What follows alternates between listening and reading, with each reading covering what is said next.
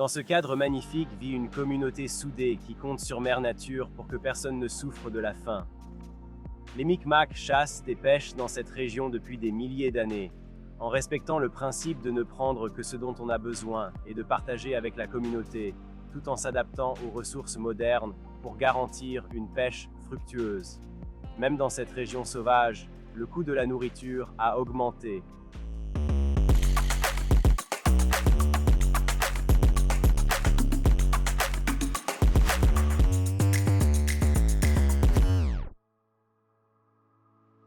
Créateur aimant, je te remercie pour cette belle journée. Merci pour la présence de mon petit-fils. Je te remercie d'avoir eu les capacités physiques, émotionnelles, mentales et spirituelles de faire cela, de subvenir aux besoins. Je demande aux ancêtres de se joindre à nous. Je demande aux esprits des terres et des eaux de nous accorder une récolte sûre et fructueuse. Si nous ne parvenons pas à nous procurer de la nourriture, puissions-nous acquérir les connaissances nécessaires à notre survie. Priez pour une journée belle et prospère avec tous nos amis qui sont ici avec nous. Amsit Nogama, toutes mes relations.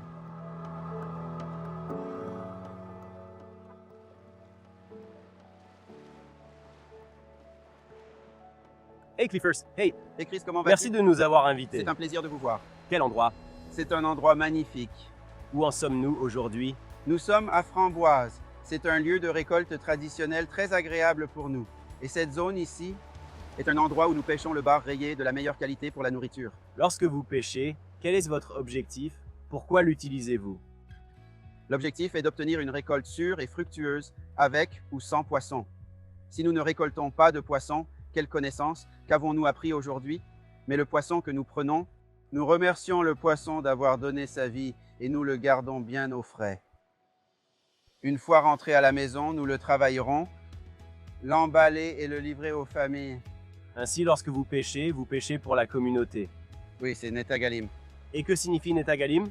Les Netagalim influencent donc mon comportement lorsque je suis dans la nature. Il me permet de venir dans ces endroits avec de bonnes intentions et de l'amour dans le cœur. J'offre les enseignements, j'apprends aussi, mais j'essaie de ne prendre que ce dont nous avons besoin, pas plus. Et si les poissons sont là, nous serons heureux de les pêcher. Si ce n'est pas le cas, nous aurons un autre jour pour le faire. L'un des avantages d'être dans un cadre comme celui-ci est que vous n'y mangez pas seulement, mais que vous avez également un lien plus étroit avec la terre.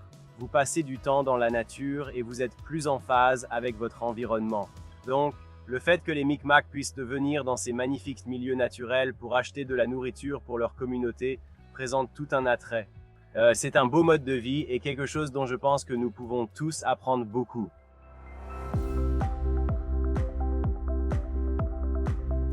Nous ne faisons qu'imiter nos ancêtres et tenter de rétablir les anciennes méthodes.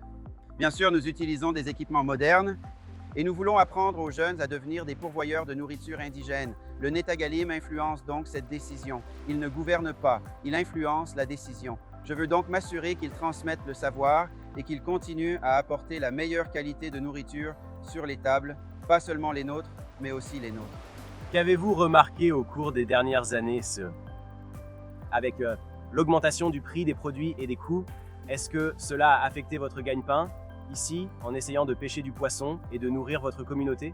C'est vrai, c'est certain. Le matériel de pêche de mon petit-fils, là, vous voyez, il y a 4 ans, il lui a coûté 180 $. Aujourd'hui, c'est 220. Le matériel aussi, l'équipement et le fil de pêche. Si j'emmène un groupe de 5, 6 ou 7 personnes, mes petits-enfants, nous avons tous des cannes à pêche. Le prix de l'essence a augmenté, oh mon Dieu, oui. Alors oui, il y a beaucoup de coûts en jeu. Mais si j'emmène seulement ce gars à l'épicerie, qu'est-ce qu'il va apprendre? Je suis donc ici dans un territoire traditionnel en train de faire une activité traditionnelle avec un équipement moderne. Je pense que lorsque l'on pense au coût de la nourriture, on ne pense pas forcément à l'augmentation de ce coût dans un environnement comme celui-ci. Nous sommes en pleine nature, il ne semble pas y avoir beaucoup de coûts, mais ensuite, on se rend compte que même des choses comme le coût de l'essence, de l'équipement et du matériel, tout cela a augmenté. Cela a donc augmenté leur coût pour être dans la nature et attraper leur propre nourriture. Je tiens à remercier Clifford de nous avoir invités aujourd'hui dans ce lieu magnifique pour nous aider à comprendre comment le coût de la nourriture a affecté sa communauté. J'ai hâte d'en savoir plus dans la prochaine édition. D'ici là, à plus tard.